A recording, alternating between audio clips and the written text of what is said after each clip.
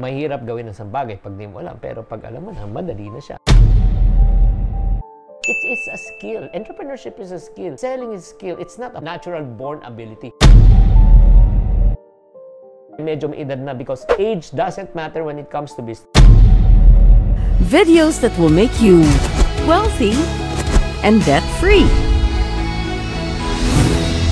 Pinky, napakahirap magnegosyo. Wala naman akong diploma, wala naman akong alam, wala naman akong puhunan. Ay nako, grabe naman. Ang daming dahilan. Alam mo, sa video na ito, tatalakayin natin ano ang 7 maling paniniwala sa pag-uumpisan ng negosyo. Kung ano man yan, you got to watch this video. Hi there, this is Chinky Tan, your pambansang wealth coach. Super excited ako sa session na ito. Usapang negosyo po tayo. Pero bago tayo mag-umpisa, ang unang tanong, nakasubscribe ka naman sa channel na ito. Kung di pa, mga friendship, alam na natin kung anong gagawin natin. Sa pagkakataon na ito, pag-usapan po natin 7 maling akala sa pag-uumpisa ng negosyo. Kaya huwag na po tayo magtagal at tanungin nyo na lang sarili nyo kung saan po kayo nagpo-fall ng anong category, anong maling paniniwala. Number 1 maling paniniwala, ito, becoming an entrepreneur is hard and difficult. The answer is yes and no.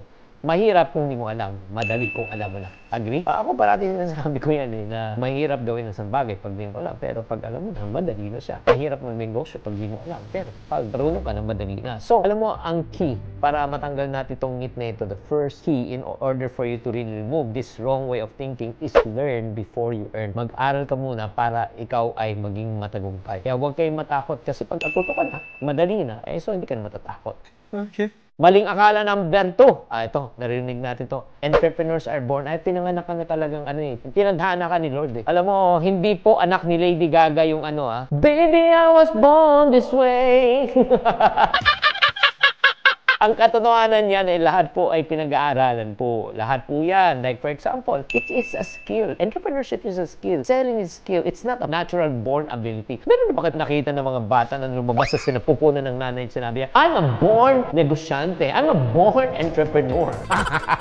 Lahat. Dada, mama, di ba? Paglalakad, pagsasalita, lahat pinag-aaralan. Likewise, if you want to become an entrepreneur, it's a skill that you can also be learning. Myth number 3. Ito sinasabi, ay nako, pag negosyo ka na, ako magkakaroon ka ng mas maraming oras. Alam mo, pag yan ang akala mo, yes and no. Oo. Unahin ko muna yung yes muna. Yes in the future. Pagka lumaki na negosyo mo, yung sistema na you can run it via remote control. Pero no, pag ikaw ay nag-uumpisa, maniwala ka. Kung nag-uumpisa ka, ikaw lahat. Ikaw mamamalengke, ikaw magluluto, ikaw mag-chop, pagkatapos ikaw magpapak, ikaw magmamarket, ikaw magbebenta, ikaw magkukulit, ikaw mag-ship. Nako, lahat ikaw. Kaya nga, alam mo, pag nag-uumpisa po kayo, makaka-relate kayo sa sinasabi ko, nakaramihan po ay wala po talagang tayong time. Do you agree? Pag kayo ay nag-agree, type agree naman in the comment section. Myth number 4, o maling akala po ay ng mga nag-uumpisa sa negosyo, entrepreneurs need lots of capital. Ito naman, sa totoo lang, kung malaki ang negosyo mo, yes, kailangan mo ng malaking kapital. Pero kung nag-umpisa ka, no.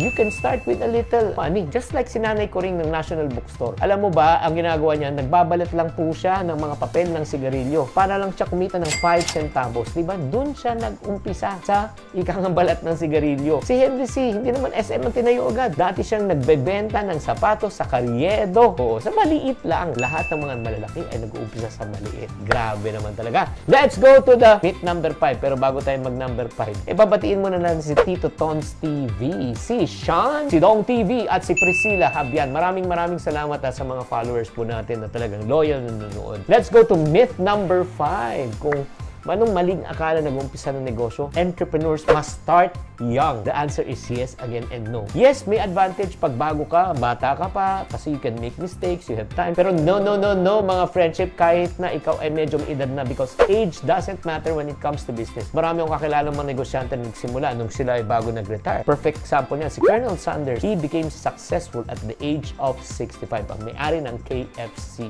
And the last myth, okay, maling akala, mga nag-uumpisa ng negosyante is this: entrepreneurs must quit their day job. Ito, maraming ito pong napapaso at nasusunog. Na minsan naririnig natin mga iba nagsabi, kailangan mag-quit ka na, mag-full-time ka na para mag-focus ka. Hoy!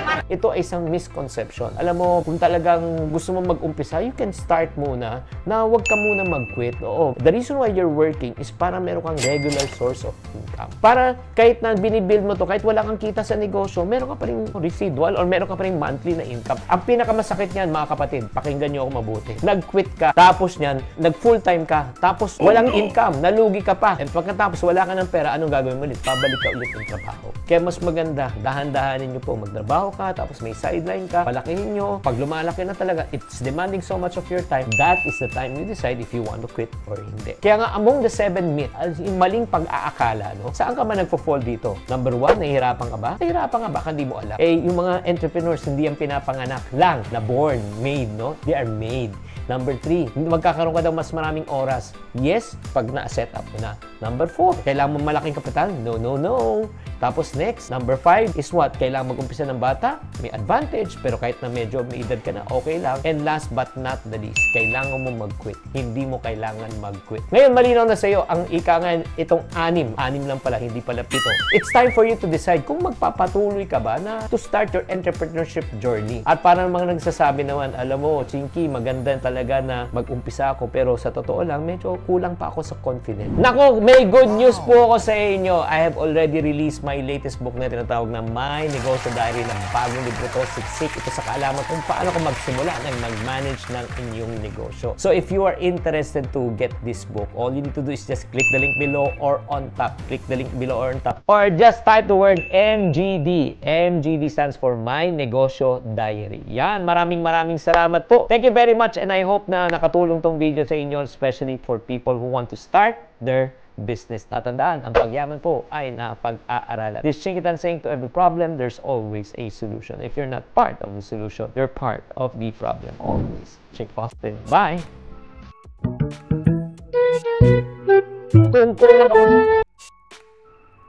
Kung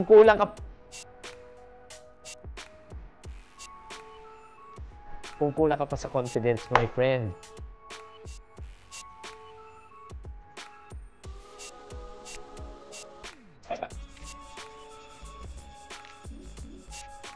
may negosyo ko. Yan.